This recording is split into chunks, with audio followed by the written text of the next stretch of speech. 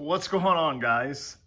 This was kind of a spur of the moment thing, but I've been wanting to bring you guys some new content lately, but I haven't had much to really report on the car until now.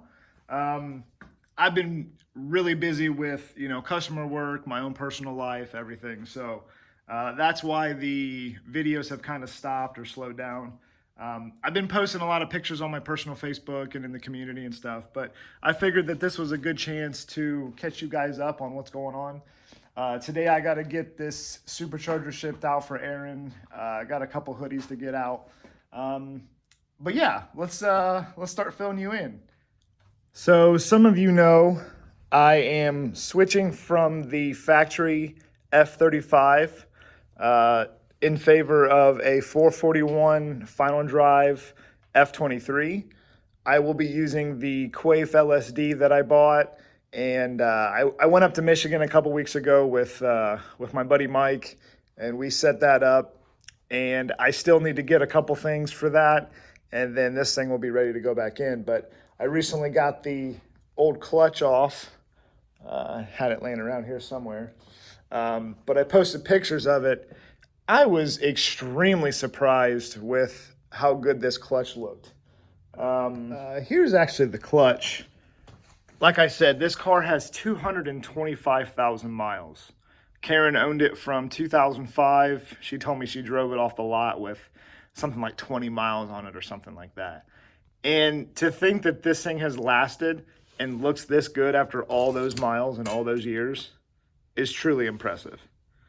I mean, that's not anywhere close to being worn out. The throwout bearing was making a little bit of noise, but the whole reason behind this, I intend on racing this car if we ever get to again, but that's why I'm going with the short gear ratio transmission. Not to get into the argument of F23 versus F35, that's not what this is about, but I figured with my budget and what I want to do with the car, I decided that it was a smart move, and if it doesn't work out, I'll probably switch it out for a 417 final, which comes in the HHR, the non-SS version, so the 5-speed manual with the 2.4s. So, like I said, I'm going to try this out. If it doesn't work, I have no problem with switching it out for something different. I've already got the the LSD, so I can use that in, any F23 in the future. So I'll get a video of that, maybe put up a couple of pictures of the process. The 441 comes out of the Saturn Vue. It does have a different front mount location, so you have to drill and tap the case, which isn't really that big of a deal. It was kind of nerve-wracking, but it got done. And the VSS is also a 3-wire setup on the Vue transmission. I'm not sure if that goes for the other ones or not, but this PCM reads off of a 2-wire sensor, which means that it's a magnetic pulse generator. So the signal that it would send would be completely different on a 3-wire sensor. So that's why I had to drill and I kind of use some of my porting bits to open it up for the sensor to fit in there. Like I said, I'll put some pictures in here. I didn't take any video of that, but yeah, so besides that, I'm waiting on a shifter base because I'm going to run the OTTP shifter, and then I'll get the F23 shifter cables.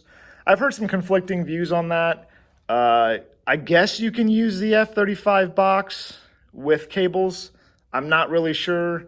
Unfortunately, digging through Facebook and all the things like that with the good information kind of gets lost. So, I figured I'd rather just do it for myself and learn. So instead of asking everybody to spoon feed it to me, so that's what I'm doing. But I will be switching in this ZZP aluminum flywheel in favor of the factory piece. Should help this thing RPM faster, and should be rather zippy. I got this clutch from some used parts that I bought.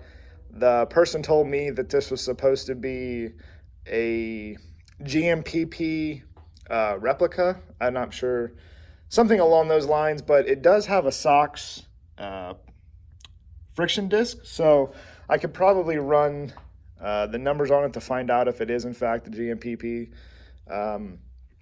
But nonetheless, I still need a clutch, and I'm not really afraid to take this thing out if it needs to be.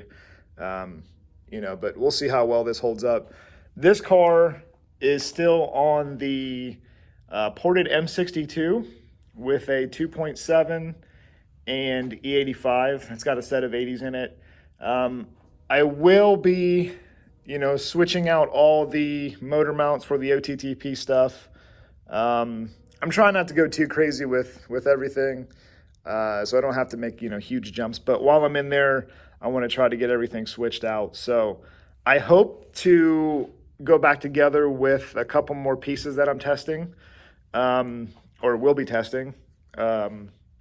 One that's currently on the car and has been for a couple of months is this this plate that you guys have seen me post about. In this current form with the evap and everything, you can't really see it much, but once you clean up this engine bay and you start modding these things, you get rid of most of that, or you can relocate it. So that is going to really look good, I think, with the logo. A couple of you guys bought those last week, and I really appreciate that. I am going to pick up the exhaust camshaft position sensor housings today. I got a couple of those powder coated. Unfortunately, I do not have the seal yet. The company that I am dealing with has been pushed back a couple of times due to, the coronavirus and everything. So I'm being patient with them, and hopefully that happens soon. So, but yeah, today I'm just going to get a couple things shipped out, end up finishing up another ported head for a customer, and then I will be starting on this LNF head that I have sitting over here on the other side. So right here is a freshly vapor honed M62 case, and some of you have seen the before pictures of this thing, and it's just ridiculous how great this thing looks after being vapor honed. Show you the outlet here. This is the Christmas tree port, as some of you know, that I do, along with the opened inlet. I'm not going to get into all the specifics of that right now because I have in other videos, but this thing just looks spectacular. I use the proper anaerobic sealant between the case and the snout. This is also used under the housing on the cam caps. That's what you should use under here, not RTV. So you don't want to get anything like that into the oiling system.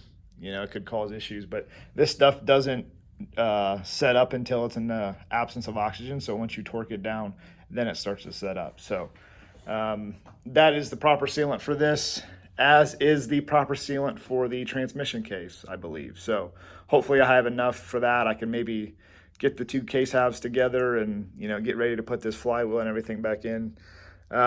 Doing this alone was kind of a task, but I did it. I'm used to working on a lift, but a project like this is better left for the house, so I don't have any kind of engine hanger. I'm using the passenger side engine mount along with just a jack stand and a block of wood, and it's got a decent angle on it. It helps you get it out this way. I even left that actual mount in, so it can be done, guys. It's not a daunting job as some of you guys think it is, but once you get in there, it's not too bad. Not having a couple of tools that I'm accustomed to made this a little bit harder than I'm used to, that without being on a lift. But like I said, I'm happy to get this thing going, and look forward to getting this thing on the track this year in 2020. I hope to see a lot of you guys out there. But I think this is this is something that's needed to push the platform.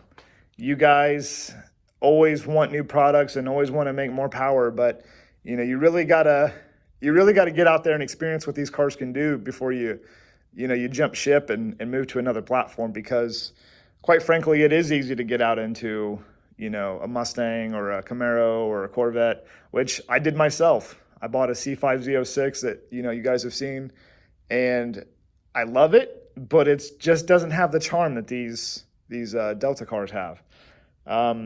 So again, I hope to see all you guys out there. So as always, stay safe, and I appreciate the support, guys. Maybe I can start making some more videos here, now that things are kind of, leveling out. So, it just takes so long to put it all together, along with the long hours that I'm putting in doing other things. So I'll do my best. If there's something you guys would like to see, let me know.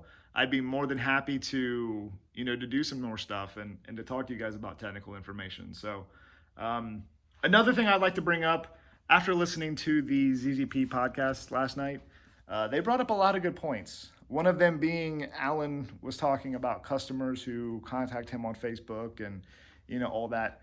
Guys, they're 100% right.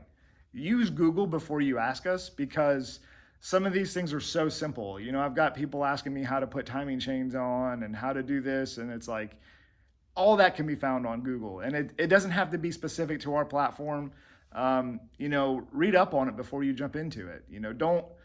Don't stay messaging somebody because you don't want to go out and look for yourself. There's a lot of things that I've taught myself and learned myself, and you guys have to do it too. It's only going to make you better. Please do not take it personally if I don't respond to you. I am very busy, and I'm still offering my diagnostic services to folks. But again, it's not free, and I can't keep spending an hour or two a night explaining to you guys some of this basic information. If you want me to, I'm more than happy to, but please respect my time, and I'll respect yours and give you the best of my ability. So again, thanks guys. Stay safe. Wash your hands.